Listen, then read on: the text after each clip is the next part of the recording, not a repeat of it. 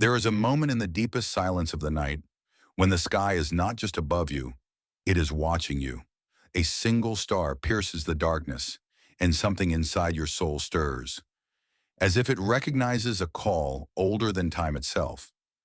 Surah At-Tariq is not merely describing a star, it is awakening a hidden awareness within you. Listen closely, because what you are about to hear is not just about the heavens, it is about you. By the sky and the nightcomer, At-Tariq. The oath begins not just with the sky, but with the sky at night, when the visible fades and the invisible becomes dominant. In Sufi reflection, the sky represents the higher realm of consciousness, while night symbolizes the veiling of ordinary perception.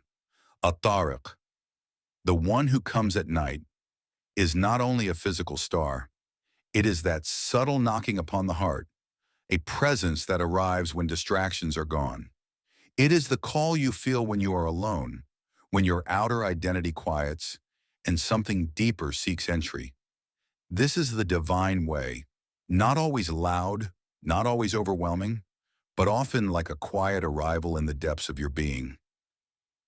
And what will make you know what At-Tariq is?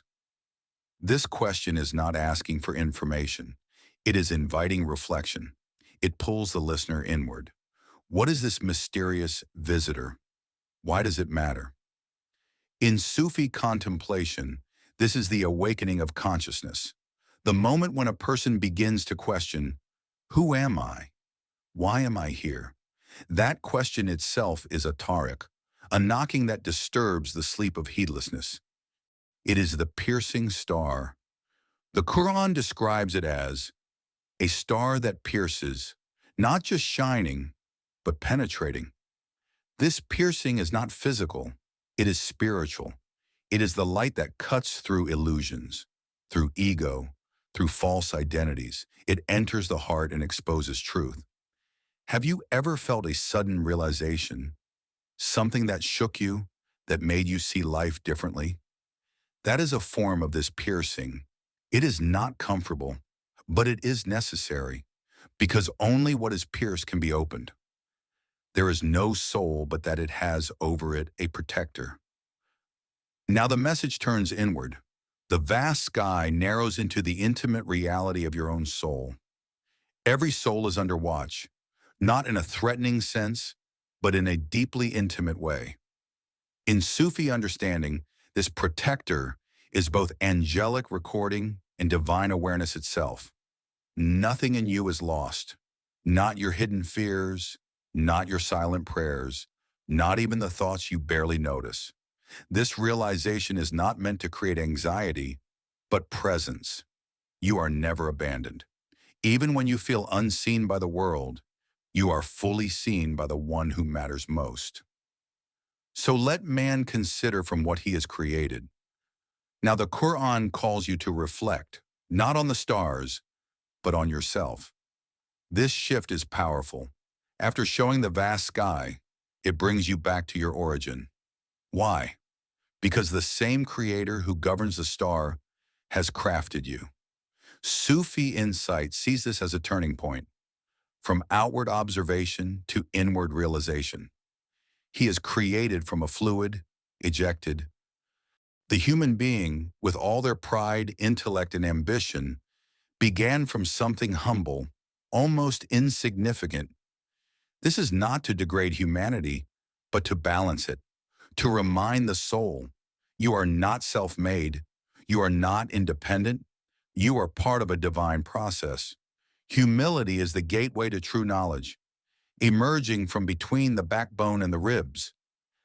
This imagery points to the hidden process of creation, something unseen, mysterious, yet perfectly designed. Spiritually, it hints that what appears externally is born from depths we do not fully comprehend. Just as your physical origin is hidden, so too are the deeper layers of your soul. There is more to you than what is visible. Your essence is not limited to flesh. It carries a deeper secret placed by Allah. Indeed, He is able to return Him. This is the central axis of the surah. The one who brought you into existence from near nothingness can bring you back again. But in Sufi contemplation, this return is not only physical resurrection, it is also spiritual return. Return from distraction to presence, return from ego to essence, return from forgetfulness to remembrance. Every awakening is a form of resurrection, the day when secrets will be revealed. This is a moment of unveiling, not just external deeds, but inner realities. Everything hidden, intentions, thoughts, desires, will be exposed. For the Sufi, this is not only a future event, it is something that begins even now. As awareness deepens, your own inner truths become visible to you, and that can be overwhelming, but also liberating, because truth, even when painful, is the path to purification. Then man will have no power nor any helper. All illusions of control fall away. Status, wealth, influence, none of it remains. This verse strips the ego completely. But here is the subtle beauty. When you realize your powerlessness, you also realize who truly holds power. And that realization brings a strange peace. By the sky which returns, the oath returns to the sky, but now with a new dimension. The sky that returns refers to cycles, rain returning, clouds forming again. It symbolizes continuity, renewal. Inwardly, it reflects the cycles of the soul, falling and rising, forgetting and remembering, distance and closeness. No state is permanent except the presence of Allah and the earth which cracks open. The earth splitting is a powerful image, something hidden beneath, breaking through. Seeds grow this way. Life emerges through pressure. Similarly, the human heart often opens through trials. What feels like breaking is sometimes becoming. Indeed, it is a decisive word. The Quran is not poetry for entertainment. It is truth that separates illusion from reality. In Sufi understanding, this decisive word is also an inner criterion. When the heart is aligned, it begins to recognize truth instinctively. It cuts through confusion. And it is not amusement. This is a direct reminder. Do not take this lightly. The message is not for casual listening. It demands reflection, transformation, response. Indeed, they are planning a plan. There are forces, internal and external, that pull you away from truth. Distractions, desires, doubts. The world is full of subtle diversions, but I am planning a plan. Above all human schemes is the divine plan. This brings reassurance. No matter how complex life becomes, nothing escapes Allah's wisdom. Even what seems chaotic has meaning. So allow time for the disbelievers. Leave them a while. Patience. Not everything resolves instantly. Truth unfolds gradually. Hearts awaken in their own time. And sometimes the greatest wisdom is to trust the timing of Allah without forcing outcomes. Closing reflection. Surah At-Tariq begins with a star in the night and ends with a reminder of divine planning. Between these 2 points lies a journey, from awareness to humility, from questioning to certainty. It is not just describing the universe, it is revealing your place within it.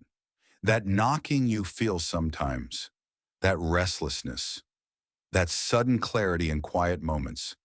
That is your At-Tariq. Do not ignore it, because it may be the beginning of everything. If this reflection stirred something within you, don't let it fade. Sit in silence tonight, look at the sky, and listen for that inner knocking. And if you want to go deeper into these hidden dimensions of the Quran, stay connected, because this journey is only just beginning.